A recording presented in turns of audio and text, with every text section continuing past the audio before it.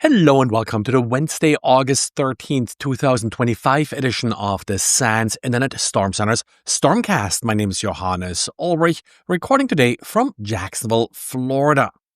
And this episode is brought to you by the SANS.edu Graduate Certificate Program in Cybersecurity Engineering. Well, it's Patch Tuesday, so we got to start with that. We got patches for a total of 111 different vulnerabilities. 17 of them were classified as critical, and one of the vulnerabilities was already disclosed prior to this patch, but, well, not yet exploited, and also it's just a moderate vulnerability. Looking at the vulnerabilities this month, there's sort of one thing that I think is, for the first time at least, that I notice it really here, and that's that we are seeing some cloud vulnerabilities that are being disclosed here, like these Azure OpenAI, Azure Portal elevation of privilege vulnerabilities. This is something that Microsoft does now in order to be more transparent about vulnerabilities in its cloud infrastructure. Few months, or was it a year or so ago, they sort of started that push to basically do what they did with trusted computing back in the day for their cloud properties. And the good part here is that there's nothing you need to do about these vulnerabilities. These are vulnerabilities that Microsoft already has taken care of for you because, well, they're in software that Microsoft operates in its cloud. Interestingly here, the Azure OpenAI elevation of privilege vulnerability that got a complete 10 out of 10 for its CVSS score.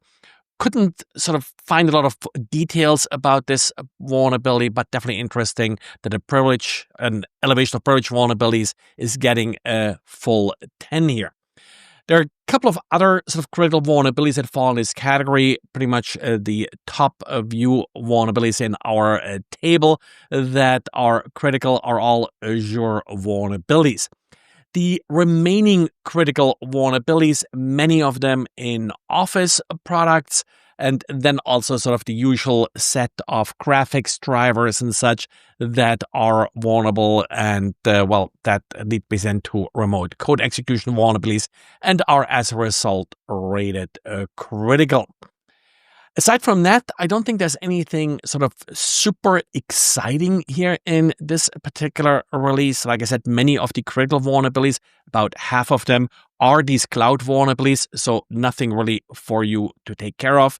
Apply the remaining patches as they apply to you with sort of, the usual caution and use your vulnerability management program. Nothing really to sort of specifically escalate here.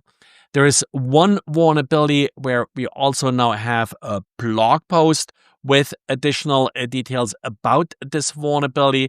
And this is sort of an interesting one. This vulnerability is rated important. It's yet one of those NTLM disclosure vulnerabilities in, well, of all things, link files, which, I don't know, they're fairly straightforward file format, but still never-ending issues with them.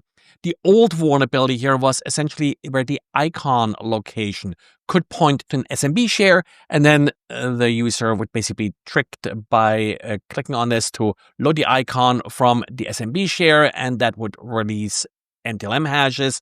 The new variety of this vulnerability, well, it's basically just the next field here, the target path where basically the executable is located.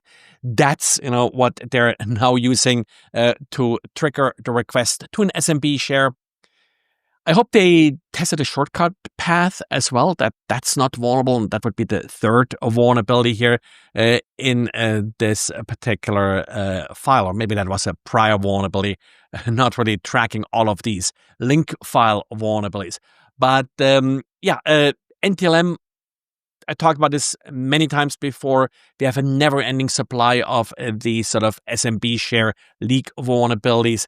Block port 445 outbound as sort of at least prevent these hashes from leaking outbound. And if possible, disable NTLM. That's where Microsoft is moving in the medium to long term to basically disable NTLM and switch all the way to Kerberos. Now, the one already disclosed vulnerability is actually a Kerberos vulnerability, but again, that one is rated only moderate.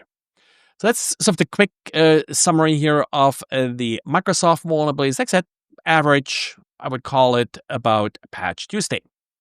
And then we have an interesting decompression library vulnerability. This time it's Libarchive, and it's not a directory traversal vulnerability, but, well, a good old unsigned integer overflow vulnerability that can lead to arbitrary code execution.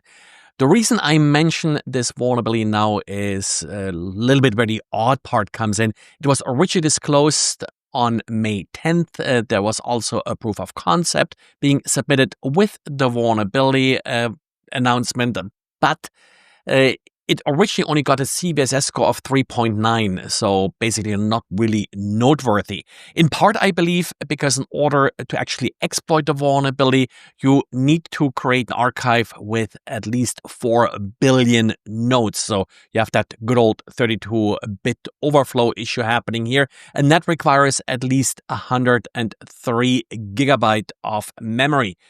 So it's basically not a ton of systems around there where it is exploitable. But in particular, if you think about servers and such, certainly they often do these days have more than 103 gigabytes of memory. And that's why lately, and that was really sort of last weekend, this vulnerability was upgraded to a critical CVSS score. And FreeBSD also did, kind of in response to that, publish its own advisory with the related patches.